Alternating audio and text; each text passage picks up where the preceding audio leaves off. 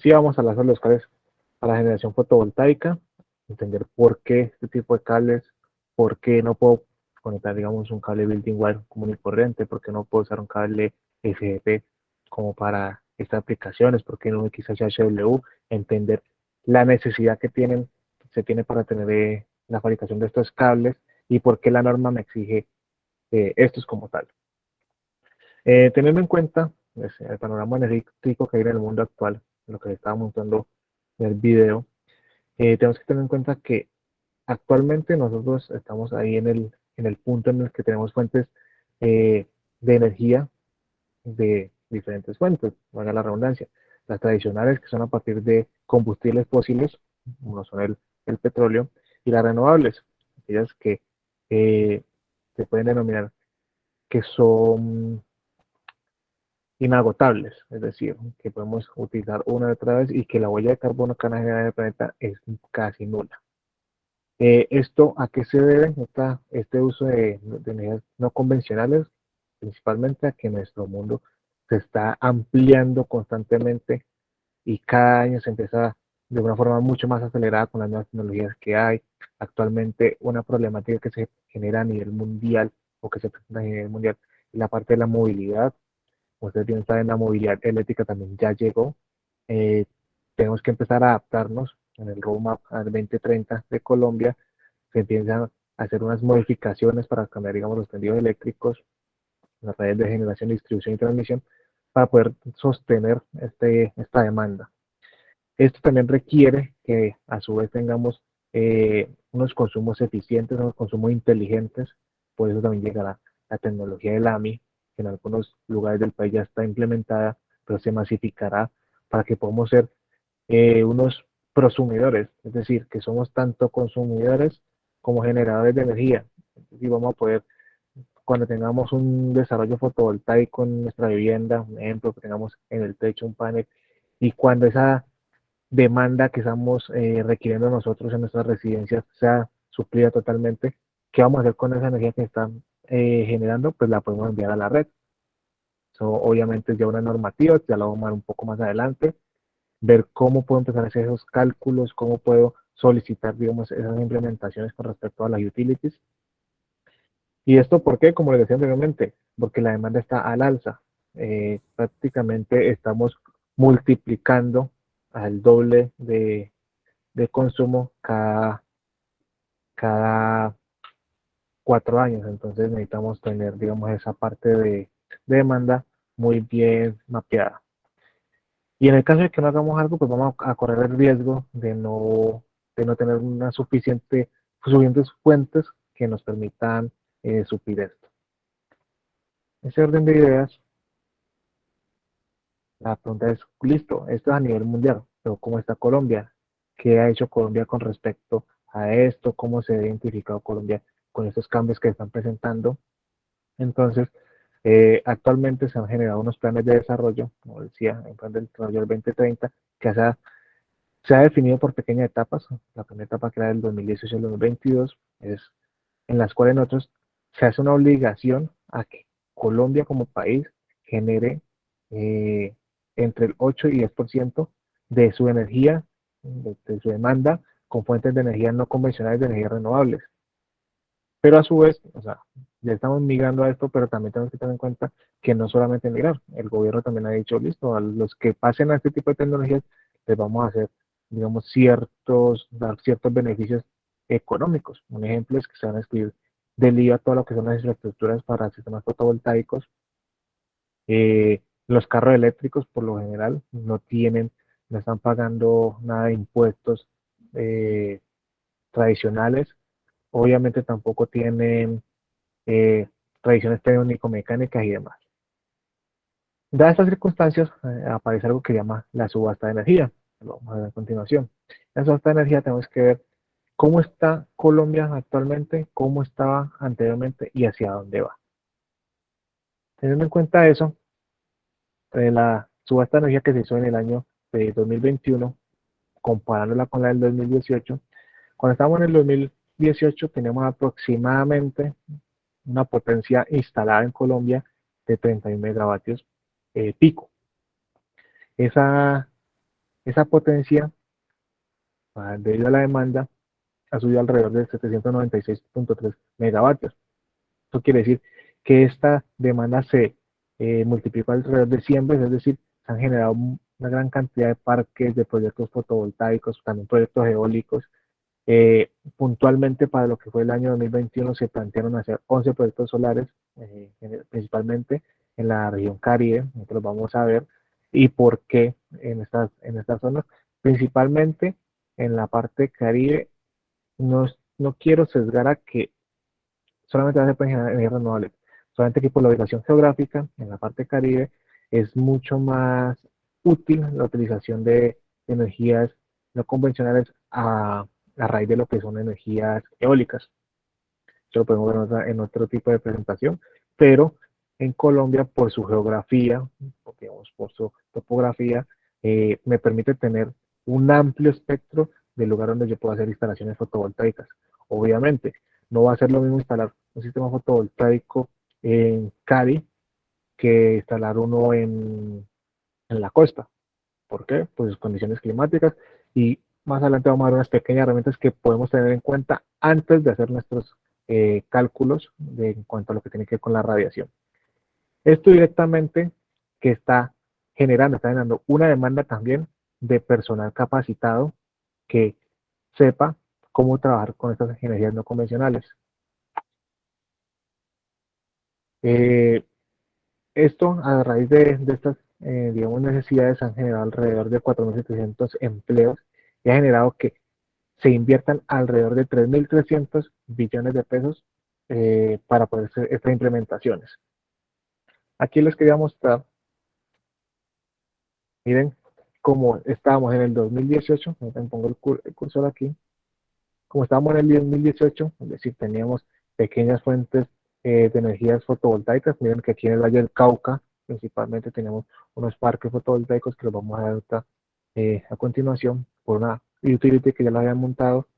Y en la región Caribe, también unos escasos eh, sistemas eólicos. Pero miren ya el panorama a lo que es el 2022 y la proyección que hay a años futuros. Miren cómo están. Los puntos que ustedes ven en amarillo son los que están a este momento funcionando, es decir, a la fecha agosto, están funcionando. Y los que están en color gris son los que se piensan poner a funcionar en este segundo semestre del año. Miren cómo ha crecido, cómo se ha proliferado los, los proyectos. ¿Esto a qué me lleva? Miren las cantidades en cuanto a potencia instalada se está buscando crecer. Recuerden que anteriormente les dije que era aproximadamente 38 megavatios pico los que se han instalado en el 2018. En el 2022 ya tenemos 880 megavatios y al cierre del 2023 vamos a llegar a 4.500 megavatios pico. Entonces, en la creciente demanda de energía de fuentes no convencionales nos lleva a buscar nuevos desarrollos, no solamente desde la perspectiva de paneles, de baterías, sino que también con la parte de los cableados. ¿Por qué? Digamos, cuando estoy haciendo un sistema fotovoltaico, yo también tengo que garantizar lo que es el almacenamiento. Esto también hay una serie de proyectos que están desarrollando desde el gobierno, es para poder, listo, yo genero esa energía, vamos a ver que cuando yo genero esa energía fotovoltaica, yo puedo tener sistemas fotovoltaicos conectados a la red y no conectados a la red, es decir, onshore o offshore. Esto se le adjudicó a una empresa llamada Canadian Solar.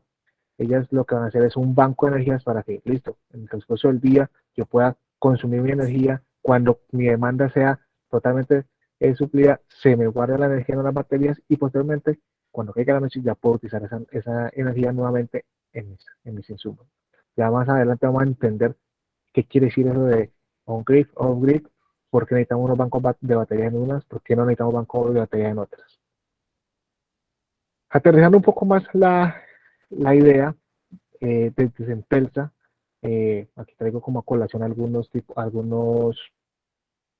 proyectos, digamos, en la Castilla de Ecopetrol, se genera un parque fotovoltaico, el cual me genera 20 megavatios pico, que no una potencia nada desconsiderable. En el Paso Solar, en Enel, también se hizo una implementación que me permite tener una granja fotovoltaica con 86.2 megavatios picos. Y para los que no tengan claridad, Centelsa, la planta principal de Centelsa está ubicada en el departamento del Valle del Cauca, principalmente, bueno, principalmente no. eh, Realmente estamos en Jumbo y a unos escasos 2 kilómetros de la planta de Centelsa está el parque solar de Celsia. Celsia también genera un parque fotovoltaico que genera 3.8 megavatios pico. Todo este cable ha sido suministrado por Centelsa y no quiere decir que el mismo cable que utiliza aquí, lo utilice aquí y lo utilice aquí. Vamos a ver que hay dos referencias de cable y vamos a ver por qué se tienen que tener en cuenta las dos referencias de cable. También hay otros desarrollos de energías fotovoltaicas, digamos a nivel residencial, a nivel universitario. Aquí, por lo menos en la parte sur de la ciudad de Cali, se han generado en la Universidad Autónoma de Occidente, en la parte superior del edificio, se generó un pequeño parque fotovoltaico que lo que hace es alimentarme las zonas comunes, la iluminación de las zonas comunes.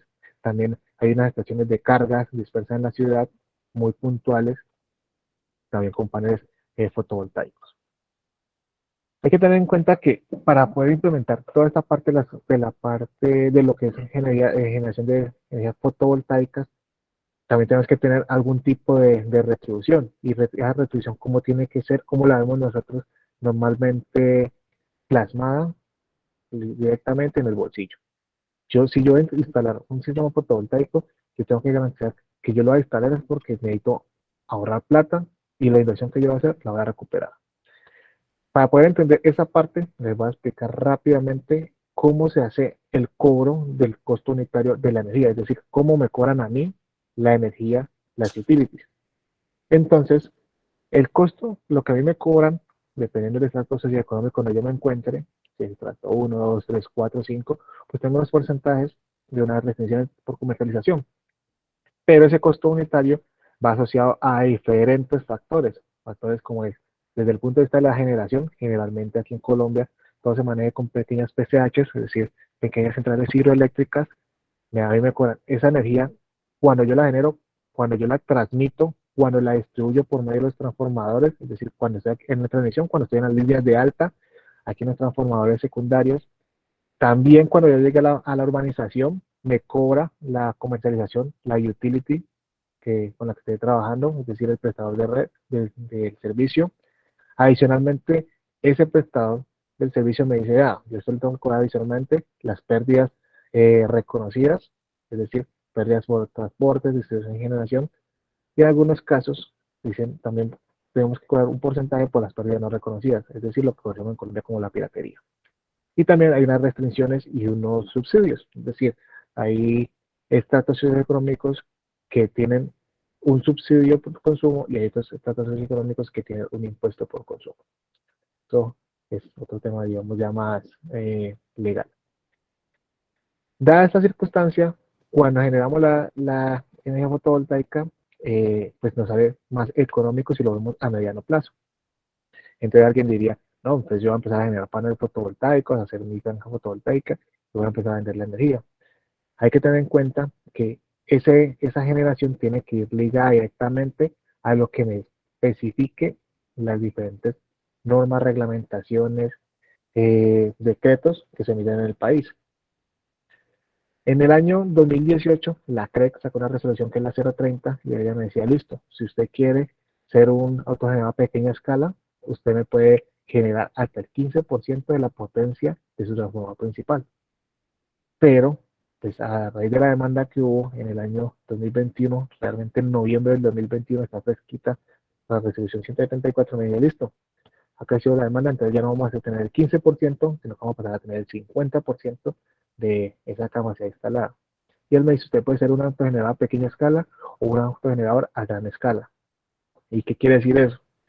Cuando la CREC, la 134 del 2021 me dice autogenerador a pequeña escala, hace referencia a la potencia que estoy generando con mi sistema fotovoltaico y a cómo le voy a dar un uso a esa energía que estoy generando. Es decir, cuando soy un autogenerador a pequeña escala, yo puedo tener pequeños niveles de generación, pero yo también puedo consumir de ahí. Pero cuando soy una autogeneradora a gran escala, ¿yo qué hago? Yo genero electricidad con medios sistemas fotovoltaicos y la distribuyo, más no consumo de ella. Eso, digamos, cuando lo estamos viendo desde la perspectiva ya macro, industrial, o también puede ser a nivel residencial, pero tiene que ser una granja muy grande para que me genere este tipo de potencia. Para poder aterrizar este tipo de conceptos, aquí les traigo a colación qué podría yo hacer directamente en mi caso, en donde yo me encuentro ubicado. Yo puedo tener dos sistemas fotovoltaicos, uno on-grid, es decir, conectado a la red, y otro off-grid. Ahorita más adelante les vamos a dar unos videos para que nos quede más clara esta parte, como muy gráfica. Entonces yo tengo que tener en cuenta que tengo unos requerimientos muy puntuales teniendo en cuenta lo que yo voy a hacer. Un ejemplo, siempre a mitad los paneles fotovoltaicos. ¿Qué paneles? Los que se adapten a mi necesidad. Y mi necesidad no es solamente de cuánta potencia necesito generar, yo también tengo que ver cuánta área me van a ocupar esos paneles, qué potencia me van a generar, si son monocristalinos o policristalinos. También tengo que tener un inversor, que el inversor va calculado directamente con la potencia a la que estoy generando. Tengo que tener un medidor bidireccional. ¿Por qué? Porque yo puedo tener el sistema conectado a la red y que me consuma la red, o yo puedo suministrarle energía a la red. Y tengo que tener un tablero y obviamente un inversor. ¿Por qué? Porque los sistemas fotovoltaicos me generan un voltaje en corriente directa, es decir, en DC. Ese voltaje va al inversor y sale ya en AC a una frecuencia de 60 Hz para lo que es Colombia. Exactamente este mismo procedimiento que vemos aquí es el que pasa a nivel industrial, solamente que con un poco de sistemas un poco más robustos, pero la teoría es exactamente la misma, y eso lo vamos a ver ahorita en el ejercicio que desarrollemos. Pero antes de empezar a comprar mi panel fotovoltaico, mis cables, mi inversor, yo tengo que tener en cuenta dónde lo voy a instalar, porque tengo que obedecer a una radiación, denominamos así, una radiación, dependiendo de la zona donde me encuentre. Entonces es muy importante que consulten esta página, el Atlas del IDEAM. Ustedes ahí pueden ver, ustedes están actualizando constantemente, aquí está la página atlas.iam.gov.co. Colombia, como les decía al principio, por ser un país tropical, miren que prácticamente todas las zonas de Colombia se puede generar energía fotovoltaica, se puede instalar, digamos, apropiadamente. Miren que acá en la parte superior derecha podemos ver, digamos, diferentes escalas de de qué tanta energía se puede llegar a generar dependiendo, pues, los kilovatios horas por metro cuadrado. Miren que hay zonas que son muy buenas, como la parte de la Guajira. Hay otras zonas que son, digamos, medianamente buenas, como lo puede ser la parte central, el suroriente. Pero miren que en general todas las zonas son aptas para la generación fotovoltaica. Teniendo en cuenta eso, yo tengo que tener presente algo que es mi índice de radiación solar. Para tener ese índice de radiación solar, yo tengo que tener en cuenta también la constante de lo que tienen mis paneles. Eso lo vamos a ver durante una ecuación matemática. Cuando vemos una ecuación así matemática, como me la plantean directamente, ¿qué pasa? Muchas veces tiende uno a bloquearse, pero ya vamos a desmenuzar la fórmula para que podamos entender bien cada una de esas pequeñas letras que están ahí plasmadas. Eh, en promedio, miren que aquí en la gráfica, en promedio en Colombia, miren en la topografía, tenemos alrededor de 4 horas efectivas de sol. ¿Qué quiere decir? Alguien dirá, no, pues que yo tengo sol desde las 6 de la mañana hasta las 6 de la tarde, eso no son 4 horas, sino que es un valor promedio que es con respecto a la irradiancia que se genera plenamente. Esa irradiación también se denomina olas solares pico, que en las cuales yo le puedo sacar el mayor provecho a mi sistema fotovoltaico. Y con base a ese valor es que yo hago todos mis cálculos. Listo. Entonces, para tener un sistema conectado a la red, es decir, un on-grid, es decir, a la red, que tengo que tener presente de la perspectiva de los cables fotovoltaicos. Yo no puedo decir, no es que voy a conectar porque sí. Como ustedes bien saben, nosotros tenemos en Colombia algo que es el RETI, y el RETI me dice, si usted quiere hacer cable fotovoltaico, si usted quiere instalar un cable fotovoltaico, si quiere conectar un sistema fotovoltaico, su conductor debe cumplir con las especificaciones. Las especificaciones yo se las doy. Entonces ya el RETIA en el artículo 20.22 habla sobre todo lo que tiene que ver con los sistemas fotovoltaicos. Pero el RETIA a su vez sacó esta denominación de la NTC 2050, puntualmente de la sección 690. Antes de pasar a lo que, a la parte técnica, digamos, de la normativa, quiero aclarar que, como les mostré el video inicial, Centelsa, eh, como les dije, se unió con Nexans, ahora nos denominamos Centelsa by Nexans, y a raíz de esa unión han habido ciertos cambios, sobre todo en lo que son las marcas. Para los que han trabajado con cables Centelsa, van a encontrar que anteriormente nuestros cables venían marcados como cables fotovoltaicos. Hubo una descripción que la vamos a estudiar ahorita a brevedad. Esos cables pueden ser en cobre o cobre estañado, dependiendo de la necesidad y la norma en la que estuviera trabajando, pero en estos momentos todos los cables fotovoltaicos Centelsa cambiaron su nombre, o se apropiaron un nombre más bien, porque realmente miren que nosotros nos llamábamos, como nos dice la norma, más no teníamos una marca puntual. Ahorita los cables fotovoltaicos se van a llamar Energy Flex. Cuando ustedes escuchan la palabra Energy Flex, ya saben que estamos hablando de un cable fotovoltaico y ya tengo que empezar a leer la descripción para saber, bueno, eso es norma europea o norma americana, y ya vamos a tomar los tips para saber cuándo es americano y cuándo es europeo. Listo. Después de este pequeño, digamos, paréntesis, ya directamente vamos directo a lo que es la NTC 2050, como les decía en la sección 690, ella me decía, bueno, usted tiene unos métodos de alambrado para el sistema fotovoltaico. ¿Y qué método le permito yo?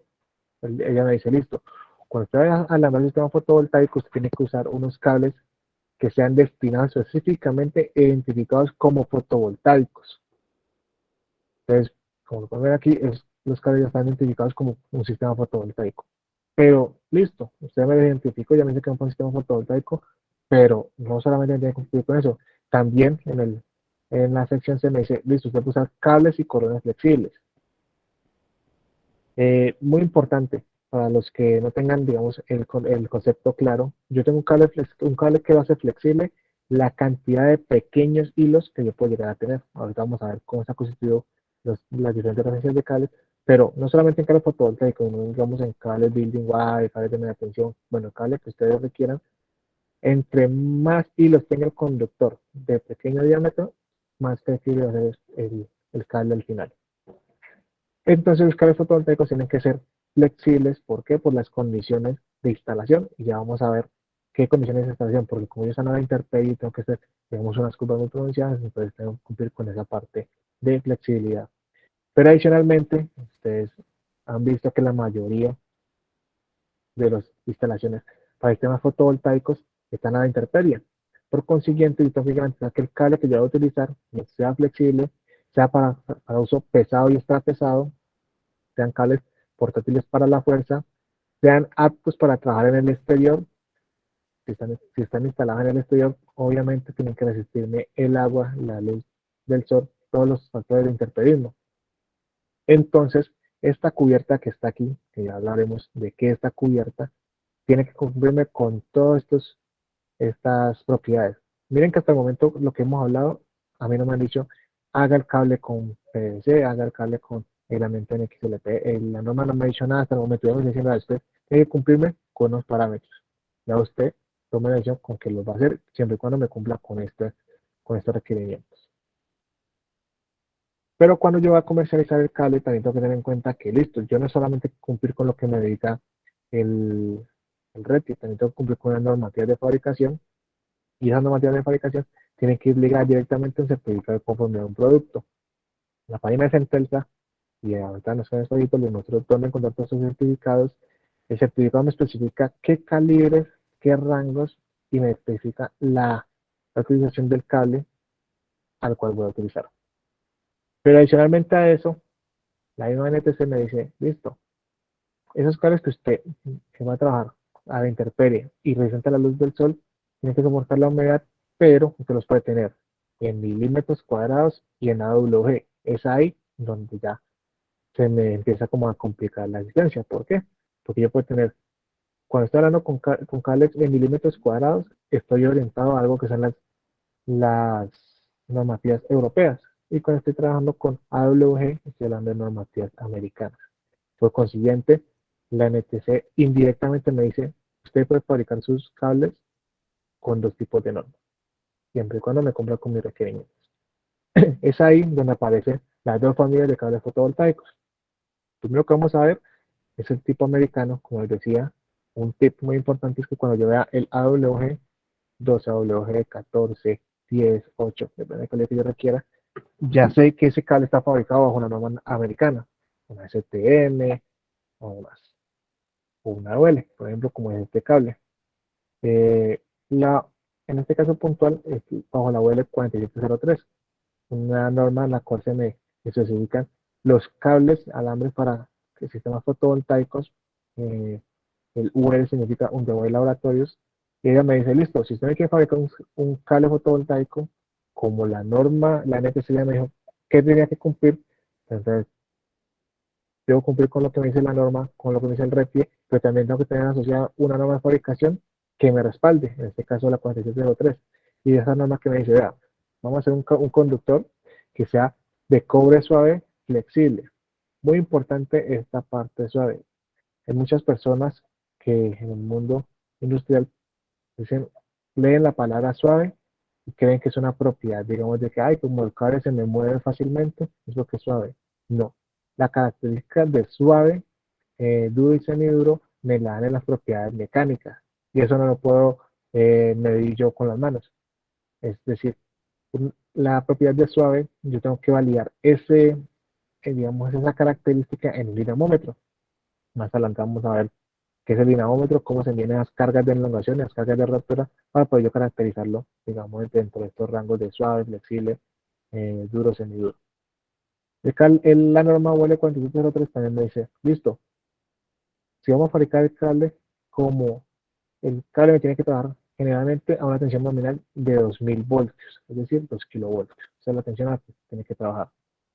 Me dice, fabríquelo en un elemento termoestable de polietileno reticulado, conocido como XLPE, que es Cross Linking Polietileno. ¿Y qué es un material termoestable? Nosotros dentro de la parte de aislamiento de los plásticos tenemos dos grandes familias, los termoestables y los termoplásticos. Los materiales termoestables, bueno, arrancamos con los termoplásticos, que son lo más común de los termoplásticos, son esos materiales con los que están aislados los cables building wire, los cables de baja tensión, porque son cables que trabajan a unas tensiones muy pequeñas y que generalmente no van a llegar a unas temperaturas tan altas. Un ejemplo, el THN, el THWN trabaja a 90 grados y este cable está fabricado en PVC. A diferencia, el cable termoestable, este que está fabricado en XLPE, el reticular de cadena cruzada, me permite trabajar a muy altas temperaturas, garantizando que no se me va a deformar. ¿Y por qué tengo que garantizar esto en un cable fotovoltaico? Primero que todo porque va a estar a la intemperie. Yo no sé qué tanto va a estar el medio ambiente. Alguien dirá, no, pues queda 45 grados, que es lo máximo que yo puedo llegar en Colombia, a temperatura ambiente no se me va a derretir un cable. Sí, pero es que debo tener en cuenta que tengo la temperatura ambiente más la temperatura que se me va a dar el conductor cuando está operando a su máxima potencia. Esa sumatoria de temperaturas pues, se deben de suplir con este tipo de aislamientos. También me dice, listo, usted tiene que tener una temperatura de operación de 90 grados centígrados. Ya vamos a entender un poco más adelante este 90 grados centígrados. Alguien dirá, pues es que Marlon acaba de decir que máximo a 45 grados centígrados, pero el cable puede trabajar hasta 90 grados centígrados. Entonces, alguien me dijo alguna vez, no, pues entonces yo pongo el cable al lado de una caldera y funciona bien. No, son dos términos totalmente diferentes que ya vamos a aclarar. Una cosa es la temperatura ambiente a la que está instalado el conductor y otra es la temperatura de operación del conductor cuando ya hay un flujo de voltaje y de corriente por él. El cable fotovoltaico tipo americano trae esta descripción que la ven aquí arriba y que la ven aquí en la marcación del cable. El PV, como ustedes lo vimos al principio, ustedes hacen referencia que es un cable fotovoltaico con un aislamiento de un polietileno reticulado, con un conductor en cobre que trabaja a 90 grados centígrados, 2 kilovoltios. Este SR es un line resistant, es decir, que soporta el interperismo y que cumple con la normativa ROS. La normativa ROS, ¿qué es?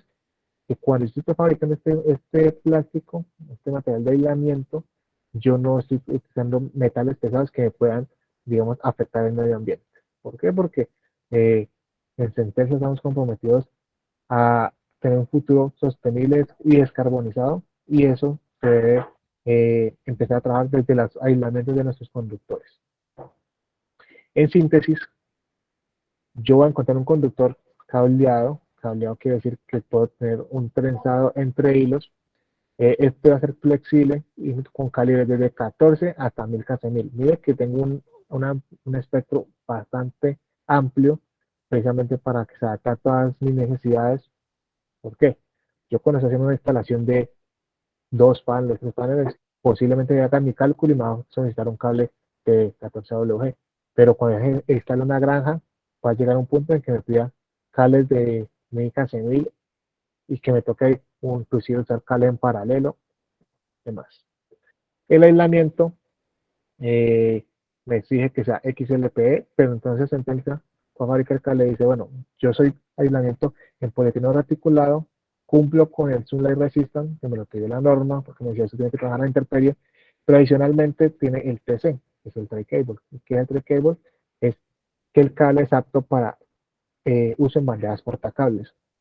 Y alguien dirá, bueno, pero bandejas portacables, intemperie, bueno, aquí es como un enredo de términos, pero cuando estoy hablando de un cable TC, para uso de bandas portacables, yo estoy enseñando que ese cable, para poderlo marcar como TC, yo tengo que cumplir con una prueba de llama, que es una prueba de no propagación del incendio para los cables. Entonces, ¿por qué tengo que cumplir con esta prueba cuando lo doy en una bandeja? Todos sabemos que cuando tengo un incendio, yo tengo que tener una fuente de ignición, material combustible y oxígeno. En este caso, la fuente de ignición puede ser un cortocircuito, un problema de manipulación, un factor externo, el material combustible, el plástico, el material termoestable por su naturaleza, un material adyacente a la instalación y el oxígeno, pues en una banda de portacables siempre hay oxígeno circundante a la instalación. Es muy diferente cuando tengo un cable, digamos, en una pared, un ducto, que yo sé que en un caso ideal se me incendió el cable y cuando se consume el oxígeno del medio, pues se apaga el incendio, a menos que se rompa, digamos, la tubería y saque oxígeno de otra fuente. Pero en las bandas portacables, como el oxígeno siempre está circundando, tengo que cumplir con esta prueba de no propagación de llama. Esta prueba en qué consiste, en que yo pongo a quemar el conductor el completo, el conductor, cuando hablo de conductor completo, es quiero decir, del cable y el aislamiento, y este cable no me puede ni gotear, ni generar llama, ni me puede propagar incendio, es decir, cuando yo le quito la llama, él automáticamente tiene que apagarse. También cumple con las pruebas de impacto y volado en frío a menos 40 grados centígrados, lo que quiere decir, estos cables en pruebas de laboratorio lo que hago es meterlos en una nevera, lo que hago es los congelo a menos 40 grados centígrados, los saco y lo que hago es hacerlos unos dobleces en unos mandriles dependiendo del diámetro que tenga el conductor y él no se debe fisurar. Adicionalmente también tiene que cumplir con una prueba de resistencia a la luz solar, Solar Resistance. ¿Y en qué consiste esa prueba? En que yo cojo probetas del material del aislamiento, lo dispongo en una cámara de arco de xenón y lo que hago es envejecer el cable, simular un espacio contaminado del cual le aplico los rayos ultravioleta y los rayos ultravioleta lo que me hacen es envejecer el cable. Luego yo saco esas muestras, le hago unas pruebas mecánicas y comparo los valores antes de envejecer y después de envejecido. Y otro pues que tiene este cable es que tiene las propiedades de Direct Burial. ¿Qué quiere decir eso? Que yo lo puedo integrar directamente. Es decir, yo puedo hacer una zanja.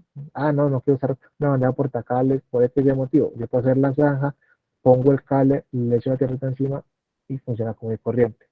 Pero mucho cuidado, que el cable sea apto para enterramiento directo no quiere decir que los elementos adyacentes y lo sean. ¿Por qué hago esta aclaración? Porque en algunas ocasiones hemos visto que dicen, ves que yo conecté el cable a un sistema, digamos una caja de paz, a un inversor, y me dañó el inversor, o me dañó el panel, o me dañó el circuito adyacente. Pero, ¿por qué fue? ¿Por qué? Porque es que cuando yo tengo un material, digamos, enterrado, la humedad me empieza a viajar por la piel del conductor, el cable no le va a pasar nada. Pero cuando yo conecte, digamos, mi inversor, yo tengo que garantizar que en el momento que hice la conexión, en el punto antes de entrar al inversor, tengo que hacer un cierre hermético, es decir, impedir un paso de humedad por medio de algún tipo de accesorio, porque el cable me resista, no quiere decir que todo me pueda resistir. Entonces yo tengo que garantizar que esa humedad no traspase. Aquí les quiero mostrar rápidamente una pequeña tabla. Al final les daré un link para que puedan descargar, digamos, toda esta información y donde puedan ver eh, los, los manuales de estos cables. Aquí ustedes pueden ver los diferentes calibres que les dije ahorita. Estos son los más comerciales, no quiere decir que sean los únicos, son los más comerciales. Recuerden que los conductores, dependiendo de su sección transversal, tienen un área, una resistencia eléctrica asociada. Generalmente es una resistencia que se mide en corriente directa a 20 grados centígrados. Esto me sirve para poder hacer mis cálculos de caída de tensión y demás. Y poder saber qué corriente puede pasar por ahí. Es muy importante esta parte. ¿Por qué?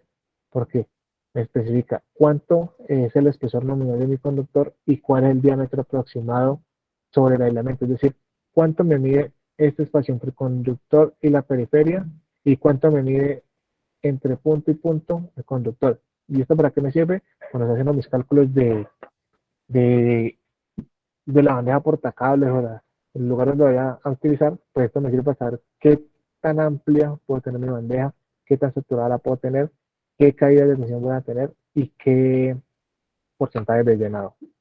También está la parte de los pesos totales, que es muy importante. Y ya, pero ¿para qué importante esta parte? ¿Por qué? Porque esta tabla me dice, por cada kilómetro que usted tenga del cable 14WG, le va a pesar 500 kilos. Entonces alguien dirá, no, pues que yo esos 500, no, 50 kilos, o 50 kilos yo los puedo mover con ayuda de un rollo, con ayuda de un, digamos, malacate, empezar a hacer como la dispersión del cable. Pero pues cuando ya tengo un rollo, una bobina prácticamente de 1000 metros, de un 500 1000, me pesa 2650 kilos. Y eso sí no me permite hacer una manipulación como tan sencilla. Ahí me tocaría ya recurrir a otros recursos como pueden ser herramientas mecánicas, herramientas de movimiento que me permitan hacer un desplazamiento armonioso de mi conductor. También es muy importante tener en cuenta la capacidad de corriente. Aquí hago hincapié en algo. Muchas personas dicen, no, es que el cable 14, bueno, el 12 para building wire que consumo normalmente me soporta 30 amperios y se van con esa idea toda la vida, estoy hablando de building wire, toda la vida. Pero hay que tener en cuenta que es que esa capacidad de corriente va directamente afectada de cómo instale yo mi conductor. Miren que aquí está la ampacidad, acá directamente la NTC, me dice, vea, tiene que tener muy presente si usted va a instalar ese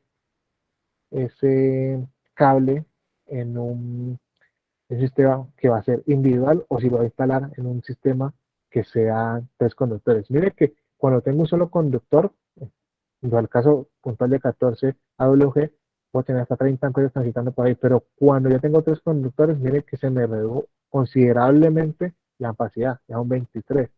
¿Y eso a qué se debe? A las inducciones de campo, a diferentes factores que los podemos ver en una próxima capacitación cuando veamos lo que son eh, la parte de la cadena de la energía. Pero miren, es muy importante que tengan esto en cuenta. Miren que por lo menos el cable 500, cuando lo tengo individual, 703 amperios, pero cuando lo tengo agrupado, prácticamente que la mitad, en 430 amperios. Entonces, eso es muy importante. Siempre recurran a las normas para poder validar esas corrientes. Ah, pues que no tengo acceso a las normas por X motivo. Entren en la página de Centelsa, en la página de Centelsa hay una sección que se llama Productos. En la sección de Productos buscan el cable que ustedes tengan en sus manos y ahí están todas las capacidades de corriente. Es muy importante aparte. Aquí acabamos de ver lo que es el cable tipo americano, pero ustedes saben que en este mundo globalizado, comercio, que un cliente me dice, ah, traje un inversor de Estados Unidos, y otro me dice, ah, es que trae un inversor de Europa, pues necesitamos soluciones para los dos tópicos. Es por eso que también aparecen los cables con normativa eh, europea, en este caso la UNE 5618, que es una norma que es para cables eléctricos para sistemas fotovoltaicos. Y miren que la asignación me cambia un poco. Alguien dirá, ah, es que es un cable en aluminio. No, no es un cable en aluminio, es un cable flexible igual que el anterior, pero es en cobre estañado. Es decir, cada hilo tiene un baño de estaño. Este baño de estaño, ¿para qué es? Es para evitar problemas de sulfatación. eh, digamos, si por aquel motivo la humedad me llega al conductor, el cobre dañado me va a evitar esa sulfatación del metal. También me dice, listo, usted va a trabajar su sistema fotovoltaico, lo va a trabajar en la parte de AC o lo va a trabajar en la parte de DC. Si usted me trabaja en la parte de AC, este cable se soporta hasta 1000 voltios. Pero si me trabaja en la parte de DC, soporta hasta 1500 voltios. También me dice, usted tiene que tener un aislamiento y una cubierta. Aquí aparecen dos términos, aislamiento y cubierta. Actualmente que el anterior solamente tenía aislamiento. Este tiene un aislamiento sobre el conductor y tiene una cubierta que me cubre el aislamiento.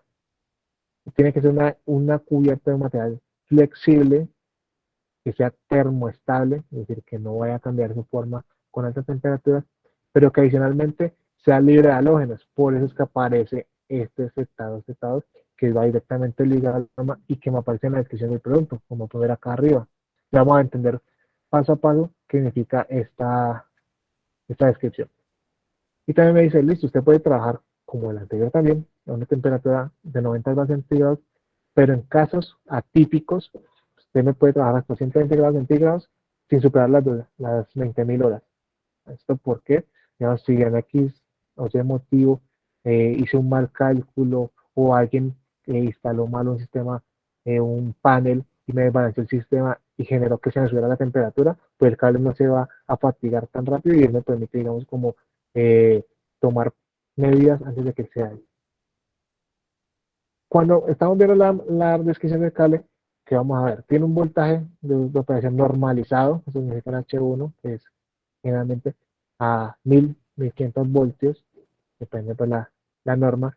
Tiene un aislamiento que es libre de halógenos, a esto hace referencia al Z2, tiene una formación tipo K, que es muy importante. Cuando estamos hablando de las normativas europeas, los tipos de cableo vienen designados con, con esta nomenclatura de la K.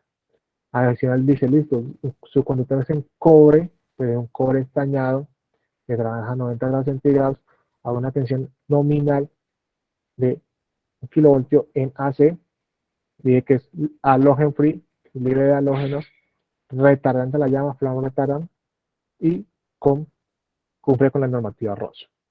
Al igual que el cable anterior, este me dice, bueno, yo voy a tener un cable de cobre estañado flexible desde 1.5 milímetros cuadrados hasta 2.400 milímetros cuadrados. También acogiéndome a mis necesidades de lo que requiera mi sistema. El aislamiento también tiene que ser un material termoestable libre de halógenos, es decir, contar con la designación HF. Ese libre de halógenos se debe pensar como HF, 0, Z, H, HZ. Bueno, la normativa, cuando ya voy a estudiar la UNE me permite manejar los escalas libres de halógenos con diferentes nomenclaturas, pero la más común es la HF, halogen free. Listo. También tengo la misma tabla que estamos viendo ahorita. No voy a entrar, digamos, en detalle porque ya lo vimos con el conector anterior. La única diferencia es que, miren que aquí me dice en el aislamiento, tengo un espesor de aislamiento y un espesor de cubierta. Y cuando voy a hacer mis cálculos para abrir unidades portacales, tengo que basarme en este diámetro exterior sobre la cubierta. Porque si miro por ejemplo, es que yo vi que uno tenía que analizar el diámetro sobre el aislamiento, pero eso es para la normativa americana, ¿no? Recordemos que aquí en la normativa europea yo tengo un elemento, pero encima tengo una cubierta. Miren que la diferencia es considerable, prácticamente 1.7 milímetros. Nuevamente lo que son la parte de los pesos y la capacidad de corriente, dependiendo de dónde lo voy a utilizar. Hasta ese punto, como lo que tiene que ver con cable, digamos lo más genérico del cable, pero no, hasta ahí no llega, digamos, la extracción de mi sistema fotovoltaico. Así como cuando estamos trabajando en un building wire, cuando estamos trabajando en una torre de transmisión, tengo unos terminales para los temas fotovoltaicos, también tengo que utilizar unas ciertas herramientas, en este caso conectores. Los conectores tienen que ser acordes a su necesidad. Porque digo acorde a su necesidad, ya les vamos a mostrar unas imágenes de que muchas veces en obra dicen, no, es que el calibre X en milímetros cuadrados, bueno, puntualmente vamos a el 1.30 milímetros cuadrados, es muy parecido al 16 AWG. Pues, es que yo tengo 1.5 milímetros cuadrados, se parece también al 16 AWG, pero no me calza. ¿Qué hacemos? Muchas personas en la hora que dicen, cortémosle un hilito que soy calza. O otros dicen, No, me quedó un poquito guagado, pues si me quedó guagado, apretemos lo duro que ese funciona. Cada conector, por eso esos que los fabricantes de los conectores han sacado un conector para cada referencia, porque es que yo tengo que garantizar que cuando yo genere un crimpado de esos terminales, este quede lo más seguro posible y más en estos sistemas que trabajan en DC y ya la vamos a ver por qué. Alguien dirá, no, pues que eso no pasa nada, eso ahí no se va a mover, eso yo lo he hecho así muchas veces, en más atención y eso ha funcionado. Y ya vamos a ver pequeños problemas que uno por ahorrarse 2 pesos en un terminal resulta dañando todo un sistema. También tengo que tener en cuenta que esos terminales se utilizarían cuando sea unión de cables, sí, sistemas de paneles entre ellos. Pero cuando estoy, digamos, llegando a los inversores o a las cajas, yo tengo que utilizar otro tipo de terminales como son los terminales de ojo, los de aguja y demás. Miren aquí a continuación lo que pasa cuando no hago un buen crimpado en mi sistema. Primero, para malas conexiones o por eso no adecuado de esos terminales, yo puedo hacer que mi terminal se recaliente. Cuando se recalienta, esto puede ser un material plástico, la terminal como tal, se me va a empezar a derretir. Cuando menos piensen, está aislado el circuito. ¿Por qué? Porque se zafó. Ah, que es que crimpé con el alicate o crimpé con un equipo no profesional y lo hice, voy a dar un ejemplo un poco abrupto, es que lo hice antes de almorzar y no tenía casi fuerza y no lo apreté bien. Miren lo que pasa. Que sale el conductor, no fue bien presionado. ¿Y qué pasa? No, pues que dirá alguien, no, yo lo vuelvo a conectar y no pasa nada, sigue funcionando el sistema. Eso es lo que muchos pensarían, pero mire lo que pasa cuando hago un mal crimpado. Se me empiezan a generar arcos eléctricos, arcos en serie, ese arco me puede dañar las celdas de mi sistema fotovoltaico, porque es que ahorita vamos a ver en el ejercicio que yo hago unos cálculos para garantizar que ese sistema fotovoltaico quede equilibrado. Además me genera que algunos circuitos me queden abiertos, que me dispare presiones y demás. ¿Por qué hago tanto hincapié en esto? Alguien dirá, no, es que se entregan de cables y no vende lo que son terminales o no vende otro tipo de soluciones. Sí, es verdad, pero la mala instalación de un terminal de estos me puede llevar a que se me dañe el conductor. Y eso, vamos, es lo de menos, porque si dañó el conductor, usted lo cambia y no pasa nada. Pero el problema es que una mala conexión de esas puede cobrarle hasta una vida. ¿Y por qué? Porque en DC los arcos eléctricos son mucho más peligrosos porque cuando estoy en AC, ¿qué pasa? Yo tengo una corriente un voltaje que está fluctuando constantemente, 60 veces por segundo, pero él está fluctuando. En DC no, él es constante, es continuo. Miren este video para que podamos entender de lo que hago, a lo que hago referencia.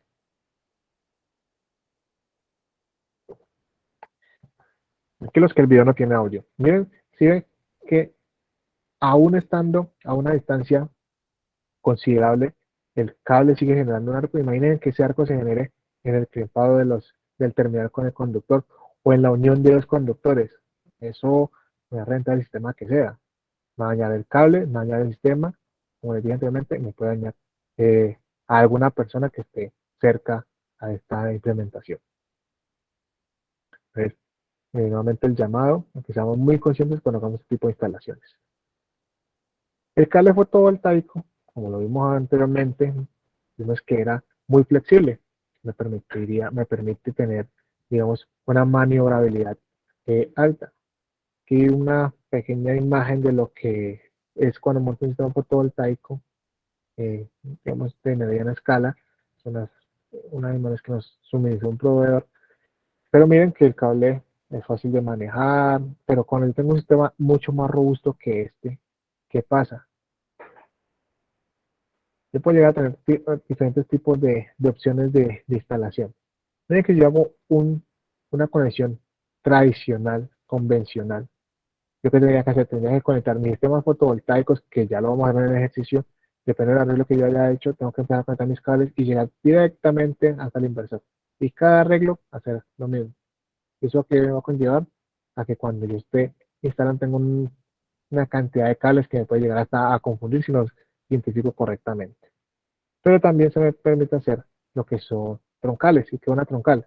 Ah, listo, yo calculo cuánto voltaje y cuánto corriente va a circular por cada uno de mis arreglos y calculo una troncal que me soporte todas las cargas. No quiere decir que solamente, que es que aquí manejaba un valor aleatorio, 10 amperios, y pongo el cable de 10 amperios, no, tiene que soportar, si esto manejaba 10, me soporta los 40 y a tolerancia. Por eso es que el cable de la troncal tiene que ser mucho más robusto. Para que entendamos mejor, miremos este imagen. Miren lo que pasa con un sistema convencional, cuando yo tengo una cantidad de cables y al final digo, este cablecito ¿dónde es que era? Era del rack 1, del rack 2, del rack 3. Y miren lo que pasa cuando tengo un tipo troncal. Miren que el sistema es mucho más ordenado porque es que estoy derivando todo en un solo conductor, bueno, en un solo juego de conductores. Este tipo de conectores no los vendemos nosotros, no los comercializamos nosotros, pero pues los reconocemos. Estos pueden tener una utilización dependiendo del conductor que el primario y el conductor que está en el secundario. Miren el rango, que es un rango bastante amplio. Soporta toda la escala de productos. Y miren que él tiene un espacio para poner el conductor que viene desde, desde la regla del panel fotovoltaico y otro que viene desde la troncal. Es decir, este conecta aquí y este continúa la troncal, como lo pueden ver aquí. Esta parte gráfica. Cuando estamos hablando del sistema fotovoltaico, les acabo de hablar de toda esta parte del panel, hemos hablado de esta parte del panel, pero no hemos, esa no es la única parte en la que está constituido mi sistema fotovoltaico. El sistema fotovoltaico tiene listo mis paneles, que es mi insumo principal, pero yo tengo que tener una caja de conexiones para mi protección de cortocircuito, tengo que tener un inversor porque es que aquí yo genero un voltaje en corriente directa y yo no trabajo en mi casa con corriente directa, sino que yo trabajo en mi casa o en mi industria, en mi fábrica, en donde sea, con corriente alterna, entonces tengo que tener un inversor y tengo que tener también una protección para ese sistema de alterna. Y adicionalmente, si yo voy a tener un sistema conectado a la red, en este caso, yo tengo que tener un sistema de medición bidireccional que me permita ver cuánto me consumí hacia mi carga y cuánto le entregué a mi red. Para eso, para que concentremos un poco más lo que hemos hablado hasta el momento, les vamos a dar un pequeño videito en el cual gráficamente se resume gran parte de lo que hemos visto hasta ahora y es muy, muy corto. Si no reproduce el sonido, no se preocupen, que no es fundamental, es totalmente gráfico, pero no necesitaríamos el sonido.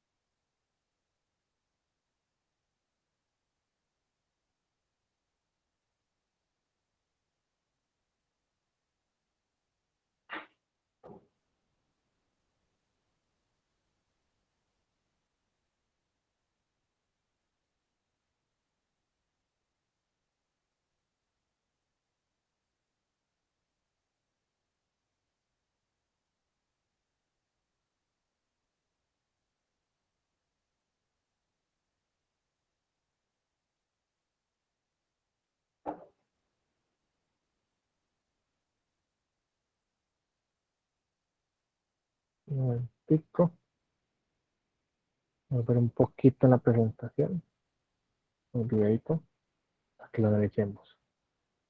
Miren, lo que yo tengo es mi sistema fotovoltaico, se me da la vuelta en DC, a diferencia de lo que vimos anteriormente, un sistema on-grid, este es un sistema off-grid, es decir, desconectado de la red. Miren que ya aquí no estoy, en ningún momento ya no me hace al sistema de mi utility, yo solamente estoy trabajando con lo que manejo en mi generación. Entonces, ¿qué hago? Genero un voltaje en DC, ese voltaje va a un inversor, el inversor tiene una salida que me convierte ese voltaje DC en hace una parte para que nadie me alimente mi tablero de mi unidad, de mi residencia, de mi finca, de mi fábrica, bueno, lo que sea, Pero también dice, bueno, esa una parte se mueve para el tablero en AC y otra parte se va a ir en DC a un banco de baterías. ¿Para qué? Para el banco de baterías. Para el momento en el que usted no tenga aquí alimentación, que ya no haya sol, ya usted pueda acceder a ese insumo. Entonces, la parte de AC viene, alimenta todo lo que es la parte interna de la casa. Obviamente, aquí después del inversor, aquí después del tablero, ya uso mi cable común y corriente, mi cable building wire, mi cable XHW, RHW, el cable que yo utilizo en mi instalación, de aquí para arriba es exactamente el mismo, es solamente hasta que esta parte fotovoltaica. Entonces miren que cuando ya cae la noche, ya aquí no estoy generando voltaje, entonces el inversor dice, vea, ya no estoy haciendo mi entrada de mis paneles, entonces suministreme por medio de las baterías ya van a funcionar y envían directamente al inversor. Este voltaje que ven aquí todavía es un voltaje en DC, pasa por el inversor, se convierte en AC, alterna y va al tablero de breakers. Y el ciclo se repite constantemente, día y noche, para poder tener un suministro constante de energía. Listo. Habiendo visto en este momento lo que es un sistema on-grid y off-grid, vamos a hacer un pequeño ejercicio entre todos para que podamos conceptualizar un poco más estos términos. Aquí les traigo un ejemplo en el cual me dicen, listo, yo necesito que usted me diseñe un sistema fotovoltaico y espero que los que puedan lo vayan haciendo en una hojita, lo vamos a hacer paso a paso, pero pueden hacer en una hojita para que corroboremos los datos. Y me dicen, listo, yo tengo una zona, en este caso una zona rural en Cali, en el Valle del Cauca, y yo necesito que usted me instale un sistema fotovoltaico, un parque fotovoltaico que me genere una potencia de 60 kilovatios pico. Él me dijo, yo estoy ubicado aquí en este punto, y alguien dirá, ¿para qué necesito el punto? ¿Por qué? Porque recuerden que anteriormente vimos algo que era el Atlas y tengo que ver cuál es la irradianza en ese punto para saber qué tan efectivos van a ser mis paneles fotovoltaicos, mi sistema fotovoltaico en ese punto. Entonces, ¿qué es lo primero que tengo que empezar a buscar? Primero ya encontré la zona. Ya cuando busque la zona, ¿qué hago? Busco la irradianza. Pero cuando tengo la irradianza digo, listo, me están pidiendo que genere 60 kilovatios pico. Digo, ¿con qué lo voy a generar? ¿Con qué genera esa potencia? Con los paneles fotovoltaicos. En el mercado yo encuentro una gran variedad de paneles fotovoltaicos que se lo hicieron en la China, se lo hicieron en Japón, se lo hicieron en Estados Unidos, se lo hicieron en Europa, se lo hicieron en Colombia. Bueno, ahí es decisión de cada quien. Entonces, ¿qué sí tengo que hacer yo como instalador de mi sistema fotovoltaico? Estudiar bien lo que voy a comprar, no simplemente irme, es que este es más económico o este es de un conocido, no. Lean las especificaciones técnicas del panel fotovoltaico para poder saber a qué nos estamos enfrentando. Entonces, para el ejemplo, traje dos paneles de diferentes productores y vamos a ver cuál de estos me sirve, o sea, se alinea más a mis necesidades. Antes de empezar a escoger mi panel, yo tengo que tener en cuenta que hay algo que se llama el factor de forma. Que el factor de forma es la relación que yo tengo entre la potencia pico y los valores externos de la celda. ¿Cómo así? Es decir, ¿qué tanto es la potencia de mi panel con respecto a la corriente y al voltaje que se está generando en él? ¿Y cuál corriente? La corriente de cortocircuito y el voltaje de circuito abierto. Ya lo vamos a ver con más claridad. Entonces, ¿yo qué hago? Me voy a cada uno de mis paneles y busco la ficha técnica. Les decía ahorita, yo qué voy a buscar mi factor de forma. La teoría del factor de forma me dice, listo, su sistema fotovoltaico o su panel fotovoltaico es aceptable cuando su factor de forma de su panel sea mayor a 0.7. Y alguien dirá, no, pues que yo como fabricante de paneles fotovoltaicos no voy a hacer uno que esté por debajo de 0.7 si eso es lo que me exige. Sí, pues es que yo puedo tener uno de 0.72 y uno de 0.75. Entonces yo siempre me iría por el que me da un mayor factor de forma. Eh, También tengo que tener en cuenta pues, los voltajes picos y las corrientes de cortocircuito para poder tener presente la eficiencia de mi panel. Cuando ya tengo esto, empiezo a hacer análisis. Cojamos el, el panel número uno. El panel número uno me dice, vea, se tiene, depende del modelo, porque digamos la ficha técnica siempre viene con todos los modelos juntos. Yo dije, bueno, este es el modelo que yo escogí. Ese modelo me está diciendo que tiene una potencia de 335 vatios, 37.4 voltios. Cuando estoy trabajando en un voltaje máximo de operación, tengo una corriente de operación de 8.96 amperios, un voltaje de circuito abierto de 45.8 voltios y una corriente de cortocircuito de 9.54 amperios. Eso es lo básico que me dice toda la ficha técnica. Entonces, ¿yo qué voy a hacer? Voy a coger la potencia de la celda, que en este caso son 335 vatios, lo voy a dividir entre la corriente del cortocircuito, que es 9.54, multiplicada por el voltaje del circuito abierto. ¿Y por qué la corriente del cortocircuito y por qué el voltaje del circuito abierto? Porque son los casos más críticos que puedo llegar a tener dentro de mi instalación fotovoltaica. Es decir, qué tanta corriente me va a generar ese panel cuando hay un daño y qué tanto balance en voltaje me puede generar el panel cuando esté el circuito abierto, por ese motivo. Entonces, ese producto de la corriente y del voltaje, hago que me diga la potencia de mi panel. Pero entonces, sabemos que amperios por voltios me da vatios, y vatio entre vatios a una, es decir, se vuelve adimensional, y eso me da un valor sin unidades. Simplemente me dice, ya, yo tengo un factor de forma de 0.767. Hasta ahí vamos bien, vamos normal. Entonces yo digo, listo, ¿y cómo está nuestro panel? Entonces voy y busco el otro panel, saco nuevamente los datos de la ficha técnica, mido la potencia. Ves que son la misma potencia.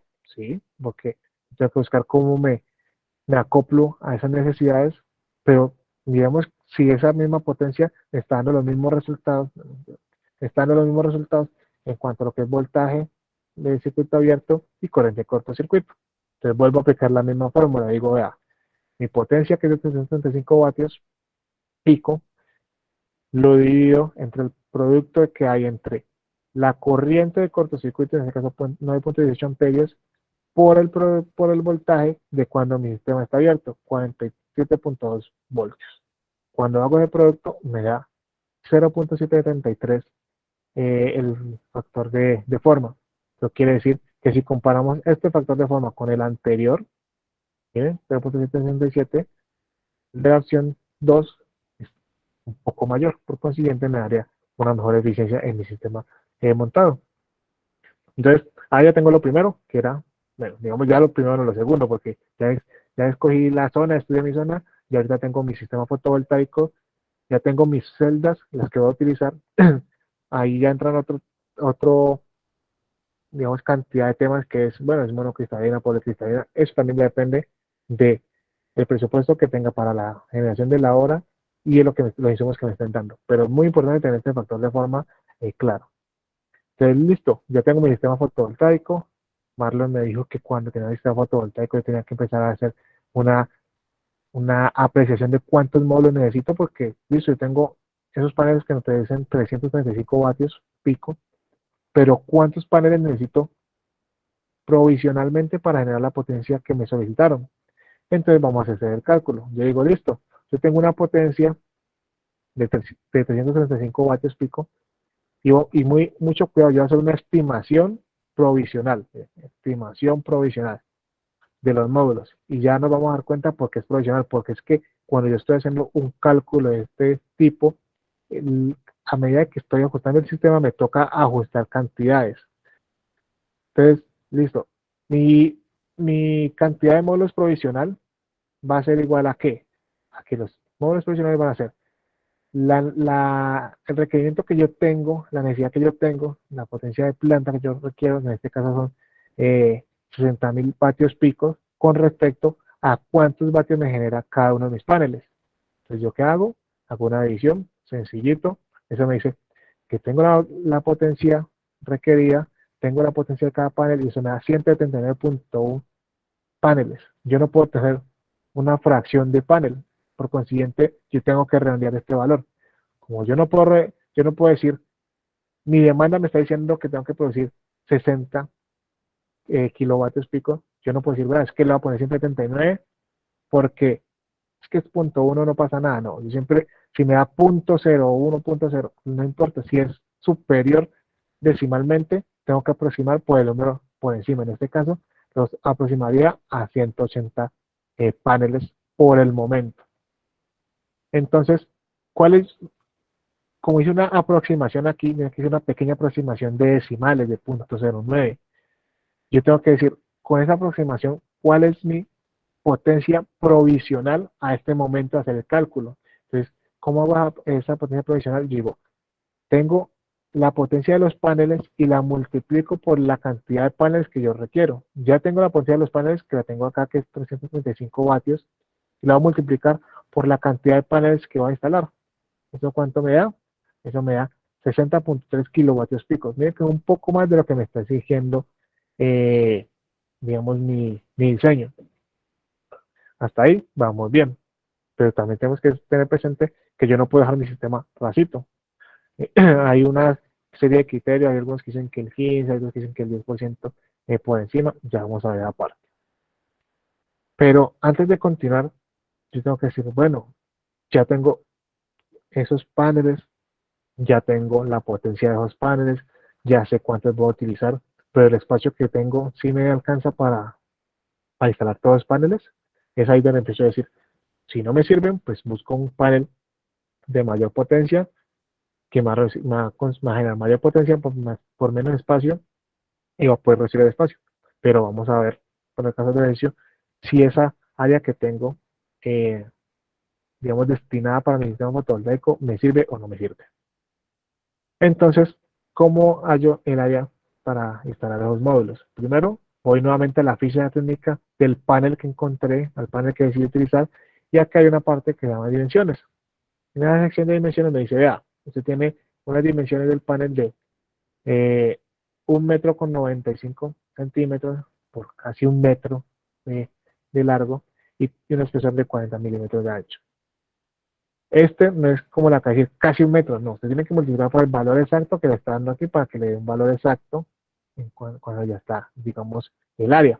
Entonces, ¿cómo hallo el área total para mis módulos? Digo, bueno, el área total para mis módulos es la cantidad de módulos que yo voy a utilizar por el área de cada panel. ¿Y cómo hallo el área de cada panel? Primero que todo, multiplico el alto por el ancho. Luego, lo que hago es multiplicar ese área que me dio ahí, porque ya me dio, bueno, lo que hago es pasarlo a metros. Lo que hago es esa área en metros la multiplico por la cantidad, y metros por metro me da metros cuadrados, y por una cantidad dimensional que es el número, pues me daría el área exacta. Entonces, tengo el área de módulo, va a ser los 180 paneles que dije inicialmente por 1.958 metros, porque pasar estos milímetros a metros me da esta parte, y lo multiplico por 0.92 metros, que es el ancho del panel. ¿Eso cuánto me da? Me da que yo necesito un área de 349.26 metros cuadrados. Para el caso del ejercicio, para no ponernos a, digamos, a botar corriente, vamos a decir que contamos con el área. En el caso que ustedes dijeran, no, yo no cuento con esa área, mi área es mucho más pequeña, ya tengo que empezar a buscar otro panel que tenga mayor potencia con menos área. Entonces yo tengo que empezar a mirar si necesito un policristalino, un monocristalino, qué tecnología utilizar, si un proveedor más costoso me da una mayor eficiencia por metro cuadrado. Entonces, es una parte de investigación que ya me toca hacer a mí como diseñador del sistema fotovoltaico. Listo, ya tenemos la potencia que requerimos, ya tenemos la cantidad de paneles que necesitamos, ya tenemos el área, pero ya tengo que decir, cuando tenga todos esos paneles, tengo que conectarlos a un inversor. ¿Y cómo selecciono el inversor? En algún momento alguien me decía, no, pues yo consigo un inversor bien robusto que me soporte 60 kilovatios pico, pero si somos conscientes, listo, en teoría eso se puede hacer, pero si por X de motivo se me halla ese inversor, me quedo totalmente por fuera del sistema. Por eso se recomienda que ese cálculo digamos, se segmente para que en el momento que haya una falla sea una salida parcial, porque pues, ser conscientes no estamos exentos de ese tipo de problemas, si llega una falla en un inversor o una falla en un sistema, en un panel fotovoltaico, en un cable, en lo que sea, que me saque solamente el área del problema y que no me saque todo el sistema. Entonces, empiezo a buscar los diferentes inversores que hay en el mercado. Hago una aclaración. Nosotros, como empresa, no trabajamos con ninguna empresa con respecto a inversores ni con respecto a paneles ni nada por el estilo. Esto es porque es un ejercicio totalmente académico y por favor omitir las referencias de las marcas. Obviamente cuando yo indago voy a encontrar que tengo un, un inversor y ese inversor también me va a decir todo lo referente a sus datos técnicos. En este caso, muy importante tener la potencia máxima eh, para ese módulo, para ese inversor. Se dice que es de 7500 vatios. Entonces, yo con ese valor de, de batiaje, una potencia, ahí miren que es muy importante, que también depende pues el voltaje. En este caso, para el caso de miren que él trabaja con la misma potencia para todos los diferentes voltajes, pero también tengo que tener muy presente esa parte. Entonces, yo quiero decir, bueno, ¿cuántos inversores necesito para hacer mi instalación? Entonces, ¿cómo hallo la cantidad de inversores que necesito? Pues yo digo, listo, tengo que una cantidad de inversores teniendo en cuenta que tengo una potencia nominal, que esa potencia nominal va a ser la potencia provisional que haya en un momento, está en vatios pico, y lo voy a dividir entre la potencia de cada uno de los inversores, y eso me va a dar un valor aproximado. Entonces yo digo, listo, cuando hice mi recálculo, que en algún momento me han dado 179.1 paneles y lo aproximé a 180 paneles, eh, mi potencia que era requerida de 60 kilovatios picos pasó a ser de 60.3 kilovatios picos. Yo cojo la potencia y la divido entre la potencia de cada inversor. Eso me da 8.04, lo que les decía ahorita. Para poder suplir toda la potencia, yo que tengo que hacer, instalar una cantidad de inversores. Si la quiero suplir total, no puedo irme por debajo, siempre tengo que aproximar por encima, entonces aproximo a 9 inversores. Entonces, hasta el momento ya tengo mi cantidad de inversores, mi cantidad de paneles, el área que necesito. Eso es en un primer plano. Pero entonces, listo, ya tengo que necesito 9 inversores y necesito 180 paneles. Pero entonces, ¿cómo los conecto? ¿Cuántos conecto en cada uno? ¿Cómo los conecto? ¿Los conecto en serie en paralelo? ¿Qué hago? ¿Cómo hago ese arreglo de conexión? Entonces, ¿qué me toca hacer ahí ya el cálculo de, de, de módulos de cada panel por cada inversor? Pero es muy importante tener en cuenta que eso no es como tan lineal de decir, no, pues que divido la potencia de cada panel entre la potencia del inversor. No, eso no es así de lineal. Tienes que tener en cuenta que teniendo en cuenta la potencia del inversor, ¿yo qué voy a hacer? Yo voy a decir, listo, cojo la potencia del inversor, la di entre la potencia de los paneles y eso me da un valor aproximado de 22.39 eh, paneles por cada, bueno, un total de módulos conectados a un inversor. Entonces, como yo no puedo conectar 22.39, me toca volver a redondear. Pero en este caso, muy importante, en este caso no voy a redondear por encima, porque si lo redondeo por encima, ¿qué va a pasar? Voy a conectar una fracción más de paneles a un inversor que lo puede llegar a saturar. Entonces, por consiguiente, lo que hago es redondear por debajo. Digo, bueno, yo voy a conectar 22 paneles, en total, 22 módulos a mi inversor. Hasta ahí, vamos bien. Pero entonces, tengo que tener en cuenta que con esa cantidad de paneles que ya puedo conectar por cada inversor, ya me va a cambiar mi cálculo. Es decir, en un principio dije que iba a tener una cierta cantidad de paneles, una cierta cantidad de, de inversores, que mi cálculo inicial me dio 179.1 paneles, que lo redondeé a 180 paneles, pero mi sistema me dice, listo, con los cálculos que usted dice, usted se puede crecer un poquito más. ¿Por qué? Porque usted va a decir, ¿cuántos paneles necesito en total? Por cada inversor puedo conectar 22 paneles con el dato que acabamos de encontrar. ¿Y cuántos inversores tengo? Tengo 9. Entonces, si yo hago esa multiplicación, ¿qué va a encontrar? Que van a tener 22 paneles 22 paneles por cada uno de mis inversores, son a 198 paneles. Cuando ya recalculo mi potencia instalada, va a ser los 198 paneles que ya me dio este cálculo por la potencia de cada uno de mis inversores. Y eso me da 66.33 kilovatios pico. ¿Esto qué quiere decir?